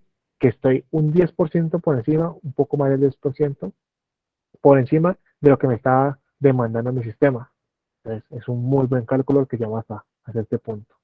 ¿Por qué? Porque estoy eh, sobrepasando la demanda de que me pidió mi sistema. Después de eso, ¿yo qué tengo que hacer? Vamos a comprar los límites de tensión y de corriente para saber cómo hago esos arreglos, porque ya dije, voy a conectar 22 paneles por inversor, pero yo no sé si los voy a conectar en serie, en paralelo, mixto, cómo hacer ese tipo de arreglo. Entonces, tengo que empezar a comparar los límites de tensión y los límites de tensión me lo va a dar nuevamente mi ficha técnica. No de una forma directa, me va a tocar buscarlos con respecto a lo que ya he adquirido, con respecto a lo que ya he decidido utilizar, en caso de ser mi inversor y va a ser mi panel. Entonces, el sistema, la ecuación me dice, listo, para usted saber cuántos son la cantidad máxima de paneles a instalar, usted va a buscar cuál es el voltaje pico del inversor y buscar la, la potencia máxima, el voltaje, pero de su inversor como tal. ¿Lo que quiere decir? Yo voy a ir a buscar los valores de mi inversor y los valores de mi panel. Entonces, ¿qué voy a coger? Voy a buscar que como punto máximo, mire que él dice que un rango de voltaje está entre 250 voltios y 480 voltios. Y como voy a buscar un valor máximo, para el máximo panel, yo me voy el valor, el voltaje pico máximo, en este caso 480 voltios, y también tengo que buscar el, tomo un poquito de agua, el, la máxima potencia de la salida del voltaje para este panel que es 38 voltios. Entonces lo que hago es sustituir en la ecuación y voy a encontrar que este 482.38 me va a dar 12 paneles. Como máximo yo puedo contar 12 paneles en serie a una salida del inversor. Ese es el valor máximo. Pero también tengo que cumplir con un límite de tensión mínimo. Entonces, ¿cómo calculo ese valor, ese límite de tensión mínimo? Vuelvo a mi panel, vuelvo a buscar, pero ya como no voy a buscar el máximo, sino que voy a buscar el mínimo, ya no me voy por el voltaje máximo, sino que ya me voy por el voltaje mínimo. Y lo que hago es decir, vea, con el voltaje mínimo, que voy a tener una salida, y esa cantidad de ese voltaje que me puede sacar mi panel, yo hago una adición y me dice que yo puedo tener 7 paneles como mínimo en ese arreglo. Entonces, ya tengo dos valores, un valor máximo y un valor mínimo. Con esos valores máximos, ya empiezo yo a tomar decisiones. Ya mi cálculo me dijo, vea, usted puede tener un rango de conexión en serie que no sea menor a 7 porque me va a dañar el sistema, ni tampoco mayor a 12 paneles en serie porque me va a saturar el sistema. Entonces, uno busca un punto medio para poder hacer un arreglo de esos paneles, buscando tener conectados los 22 paneles que me permite tener mi sistema. Entonces, ¿qué es lo que uno recomienda hacer? Uno lo que recomienda hacer es aplicar la siguiente fórmula, teniendo en cuenta, digamos, los voltajes de circuito abierto máximos de mi inversor. Si yo hago el cálculo, yo diría un punto medio entre 7 y 12, pues ya me toca empezar, digamos, como a tantear. Yo voy a decir, listo. En este caso del ejercicio, se adelantó, digamos, esa parte del cálculo y yo dije, yo voy a utilizar, como tengo 22 paneles y yo puedo tener entre mínimo 7 y máximo 12, pues la mitad de 22, ¿cuál es? 11. Y por ahí me voy a ver cómo me va con este cálculo. Entonces, 11 paneles, 11 paneles. No es ni menor que 7 ni es mayor que 12. Por ahí me voy. Entonces, yo busco la cantidad de paneles que puedo conectar, teniendo en cuenta el voltaje del circuito abierto de este sistema. ¿Para qué? Para poder saber cuánto es el voltaje del circuito abierto máximo en esos paneles instalados. Entonces lo que hago es aplicar esta ecuación y me permite entender que va a poder tener 11 paneles, es decir, va a poder tener dos streams, dos cadenas de 11 módulos, cada cadena con 11 módulos en serie. Lo tengo aquí y sería prácticamente como esta parte que está aquí, solamente que los conectaría en serie. Un momento, por favor. Entonces, teniendo en cuenta eso, ya tengo que mi voltaje de circuito abierto máximo es de 5.19, 519.2 voltios y mi inversor me dice, vea, yo lo máximo que le puedo soportar en DC para ese voltaje es de 600 voltios. 600 voltios está por encima de 519, por consiguiente, por ese lado no tengo problemas. Entonces, la parte del límite de tensión la tengo cubierta. Si no estuviera cubierta esta parte, si esto, un ejemplo, me hubiera dado 601 voltios, ya me toca empezar a ver, bueno, no lo puedo hacer de 10, vemos cómo lo compensamos. Un ejemplo, poner otra serie por un serie paralelo. Tengo que empezar a buscar soluciones diferentes para poder hacer ese tipo de cálculo. Como ya corroboré lo que es la parte de corriente, de voltaje, vamos a corroborar la parte de corriente, porque también mi salida me dice que tengo una corriente máxima de salida. Entonces, muy parecido a lo que acaba de hacer, yo digo, vea, mi inversor tiene una corriente máxima y una corriente mínima, dependiendo cómo lo conecte. Y mi sistema también me tiene una corriente, mi sistema de paneles me tiene una corriente de cortocircuito. Entonces, teniendo en cuenta esa corriente de cortocircuito y la máxima corriente que me puede soportar mi panel, yo quiero decir, listo, mi corriente máxima va a ser igual a mi número de cadenas por la corriente que se me va a generar por cada una de las cadenas. Recuerden que en un circuito en serie la corriente va a ser constante, va a ser igual. Por consiguiente, como anteriormente habíamos dicho que teníamos dos cadenas, porque teníamos dos grupos de 11 paneles, entonces yo qué voy a hacer, número de cadenas, ¿cuántas son? Son dos. ¿Y cuál es la corriente de cortocircuito que está presentando en esa cadena? En teoría son 9.18 amperios. Multiplico 2 por 9.18 y eso me da 18.36 amperios. Cuando él me dice que lo máximo que me puede soportar son 20 amperios, dependiendo pues al nivel de voltaje que esté trabajando. Por consiguiente, por cualquier dolor que yo lo vea, estoy bien. Al finalizar mi cálculo, ya empiezo a decir, bueno, ¿qué distribución de elementos requiero tener? Yo tuve que inicialmente me han solicitado, qué pena, he solicitado una potencia de 60 kilovatios pico. Cuando ¿Me usted puede me volver dieron un esa, momentico, por favor? sí señor,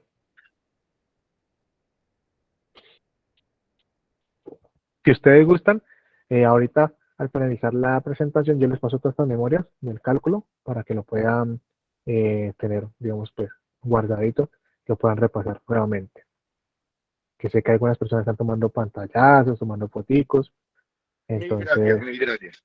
vale. Nomás terminemos, yo lo mando envío la presentación a Jenny, ya, menos que ya tiene todos los correos de ustedes, y el que no, pues yo le doy mi correo para que por ahí nos comuniquemos y les pase todas, llegar todas estas memorias. Parece que hubiera muchas personas hablando. Bueno, entonces, al punto que íbamos, cuando me dieron mi requerimiento, me dijeron, vea, necesito que usted me dé un parque fotovoltaico de 60 kilovatios pico. Con eso fue que yo arrancaba a trabajar. Cuando encontré el área de cada uno de mis paneles, yo que dije, voy a hallar un Se área escucha total para saber mucho eco. qué pena. ¿Alguien más reporta el eco? Yo aquí Don no. Maglón, ingeniero, disculpe, señor Oscar, por favor verifique su conexión porque todo se está escuchando bien, todos están en silencio, de pronto ya es su conexión. Por favor, no activar el micrófono. Gracias, ingeniero Mar. Vale, a mayor de los gustos. Bueno, entonces, teniendo en cuenta eso, ya tuve mi requerimiento de potencia y entonces ya sé que tengo un requerimiento también de un área, porque es muy importante saber dónde va a estar el sistema fotovoltaico. Entonces, en el ejercicio que hicimos anteriormente, dijimos, vea, yo tengo un área determinada que se me dio. ¿Por qué me dio esa área? Porque necesitaba, digamos, una cantidad de paneles. Pero esa área creció. Gracias. ¿Por qué creció? Es que esa área creció, ¿por qué? Porque tuve un recálculo dentro de la misma desarrollo de la actividad. Yo pasé de tener 198 paneles a tener 180. Adicionalmente, tuve una cantidad de inversores. Sé que por cada uno de esos inversores va a conectar 22 módulos para poder tener esos 180 módulos, y al final, como necesitaron 60 kilovatios, en mi parque yo voy a generar 66.33 kilovatios. Pues ya con estos datos que tengo aquí que recopilo al final, ya puedo proceder a hacer, digamos, mis planos arquitectónicos, de saber el área en la que voy a trabajar, qué panel voy a trabajar, hacer mis cotizaciones de productos, saber, listo, esta área también es muy importante. ¿Por qué? Porque es que con esta área yo sé también cuánto cable voy a utilizar, ya sé qué tan ancho y qué tan amplio va a ser mi distribución, y ahí tengo que empezar a decir, bueno, si lo voy a poner en serie en paralelo, qué tan largo sería y qué tan ancho sería. Tengo que calcular también la parte pues, de los ángulos y demás. Alguien me dirá, bueno, muy chévere y todo el ejercicio, pero si yo quiero hacer un sistema fotovoltaico más pequeño, un ejemplo para la casa, para un apartamento, para manejar algo de baja potencia, ¿me toca hacer todos estos cálculos? No, es más sencillo todavía. Para hacer, digamos, un cálculo de estos, vamos a hacer un ejercicio, digamos, con respecto a un recibo de servicios públicos. Ustedes saben que cuando a nosotros nos llegan los recibos de servicios públicos, a nosotros nos llega un valor de potencia consumida por el mes. Entonces, teniendo en cuenta ese valor de potencia consumida, ¿yo qué voy a hacer? Voy a decir, teniendo en cuenta esa potencia, voy a hacer la inversa y voy a buscar qué necesito en cantidad de paneles y en cantidad de inversores. Entonces, en este caso, este ejercicio, miren que aquí le dice, su consumo general es de 85 kilovatios pico. Si usted quiere pasar a un sistema fotovoltaico, usted dice, bueno, yo en promedio, cuántos kilovatios me estoy consumiendo al día. Entonces usted dice, si eso me lo consumí en un mes, pues lo digo entre la cantidad de días y eso me da un aproximado de cuántos kilovatios necesito demandar por día. En este caso, un sistema on-grid. Off-grid, ya depende. Si lo hacen on-grid, tienen que tener en cuenta que tienen que tener un medidor bidireccional y que tienen que estar conectados a la red y pedir un permiso a la utility cuando estén trabajando. Si lo van a hacer off-grid, tienen que tener en cuenta que tienen que hacer un cálculo adicional, pero para los bancos de baterías, porque no van a tener, digamos, un respaldo. Entonces, teniendo en cuenta eso, yo digo, bueno, yo necesito tener esa potencia, pero ¿qué panel utilizo? Ya sé que tengo que tener esta potencia por día, pero ¿qué paneles utilizo? ¿Qué tipo de panel? Entonces, yo busco un panel comercial, en este caso, el panel un panel de 720 vatios es muy bueno para ese tipo de aplicaciones. ¿Yo qué voy a tener? Voy a tener, primero que todo, voy a hacer una edición en cuanto a lo que es la potencia requerida por día con respecto al promedio de horas efectivas al día, que es lo que vimos al principio de la presentación, y eso me va a dar una potencia promedio. ¿Por qué lo hacemos con el valor promedio? Porque es mejor hacer ese cálculo, digamos, porque alguien dirá, no, es que yo fui y revisé el Atlas que me ha dicho Marlon, y me dice que en la zona en que yo estoy ubicado me da un ejemplo, 6.3 horas. Pues listo, como la energía fotovoltaica no es constante, va a depender de ciertos factores, es mejor que usted lo haga con un valor promedio. Teniendo en cuenta eso, está decir, listo, yo tengo una potencia que requiero generar con los paneles de 720 vatios, y yo sé que comercialmente puedo encontrar paneles desde 265 vatios. Lo que hago un producto y encuentro que me da 2.72. Recuerden, como no puedo redondear por debajo, porque si lo hago por debajo va a tener un déficit de mi demanda, lo redondeo por encima. Y lo que hago es poner tres paneles. La parte de la potencia que necesito instalar, 720 kilovatios. La cantidad de paneles que voy a utilizar, 3 paneles de 265 vatios. ¿Y cuánta inversión requiero? Pues aquí sí, para tres paneles, pues no voy a poner 3 inversores. Lo que hago es conecto el sistema y conecto un solo inversor. ¿De cuánto? Uno comercial de 1000 vatios. Y con eso suplo todas mis necesidades. Entonces, digamos que sea como un ejercicio simple para algo residencial. Y ahí sí ya puedo empezar a calcular, bueno, cuánto cable necesito, en el área en la que estoy trabajando, cuánto espacio requiero para instalar estos 3 paneles, los voy a instalar. Muy importante, la conexión eléctrica tiene que estar acorde, digamos, a mi necesidad. No es que me dio 3 paneles en serie y por aquel motivo es que no es que el espacio no me da, entonces voy a poner este panelo. Si usted hace ese tipo de conexiones, cambia uno de los sistemas a paralelo, pues obviamente todo el sistema va a cambiar y lo que va a generar pues, un posible daño o un déficit en la demanda de lo que se está requiriendo. Listo, está ahí esta parte como el ejercicio, espero que les haya nutrido un poco. Ahorita abrimos el espacio para preguntas. También es muy importante tener en cuenta que, listo, estos cables, como ustedes los han visto, van a estar en unas condiciones muy, muy exigentes y todo el sistema fotovoltaico está en una situación muy, muy exigente. Por consiguiente, me toca hacerle unos ensayos antes de que salgan al campo. En Centelsa, nosotros contamos con un laboratorio acreditado bajo la DIGIT 025, bajo el ONAC, y esta certificación pues, nos valida unas pruebas tanto de índole eléctrico y no eléctrico. Unas pruebas eléctricas desde el punto de la perspectiva que son resistencia al conductor, resistencia al aislamiento, la tensión aplicada, las pruebas dimensionales, las pruebas de esfuerzo y tensión y las pruebas de área de la sección transversal. Entonces, cuando yo hago una resistencia al conductor, ¿qué es hacer una prueba de resistencia al conductor eléctrico? Es coger una muestra, aquí les voy a dar un ejemplo desde el laboratorio. Una muestra de 2 metros, pido el favor a quien tiene el micrófono abierto, por favor cerrar. Con una muestra de 2 metros aproximadamente lo que hago es disponerla en este puente, lo que hago es aplicar un voltaje y una tensión por los terminales y lo que hago es calcular la resistencia que tiene el conductor entre terminales. Y alguien dirá, bueno, pero es que solamente lo puedo hacer en una regla, si tengo mi rollo completo, mi bobina completa no lo puedo hacer, sí se puede hacer, pero tengo que tener en cuenta que tengo que hacer un factor de corrección por longitud y un factor de corrección por temperatura y humedad, porque es diferente trabajar en un sistema, en un ambiente controlado como de un laboratorio a un ambiente externo.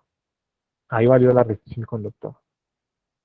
Posteriormente hay unas pruebas que se llaman la resistencia al aislamiento, es ver ese aislamiento con el que está forrado mi metal conductor, o sea, cobre, aluminio, cobre estañado, qué tanto me resiste él a, a, una, a unas variables eléctricas. Entonces, ¿cómo se hace esta prueba de resistencia del aislamiento?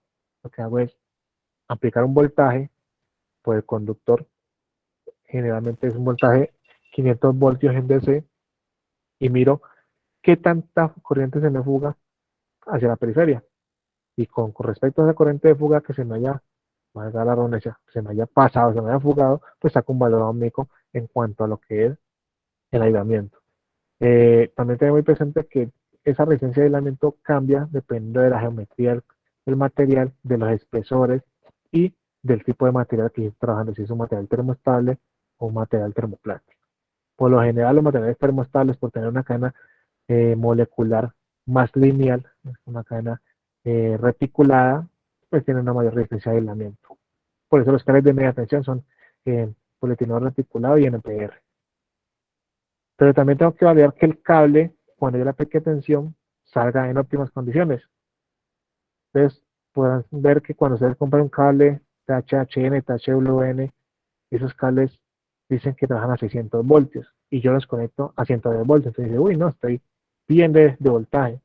Para su tranquilidad, en Centelsa, por normativa, esos cables, voy a dar un ejemplo de ese THN, THWN, que trabaja a 100 voltios, que yo estoy calificando que puede trabajar a 600 voltios, aquí se prueban a 3500 voltios, es decir, a una tensión que muy esporádicamente, espero que nunca, llegará a transitar en su sistema.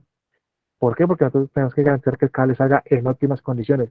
Y para que yo le hago una prueba de tensión de chispa en el corrido de la máquina, es decir, cuando se esté fabricando, también lo pruebo después cuando está en su disposición final, sea rollo, carretes, bobinas, todo lo que sea, lo vuelvo a probar.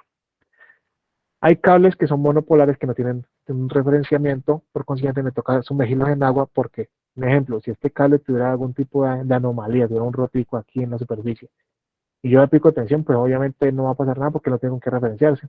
Entonces, que me toca referenciar, meterlo al agua para que si hay un problema, pues se me refleje el corto por medio del agua, porque este tanque está referenciado a tierra. Esto es cuando es monopolar. Cuando es multiconductor, yo puedo hacer una prueba de tensión aplicada con una fuente eh, AC o DC, depende de la norma que se me exija. Y también puedo tener pruebas de rigidez dieléctrica y de cargas parciales para lo que son los cables de media tensión, los cables más robustos que usamos en el mercado.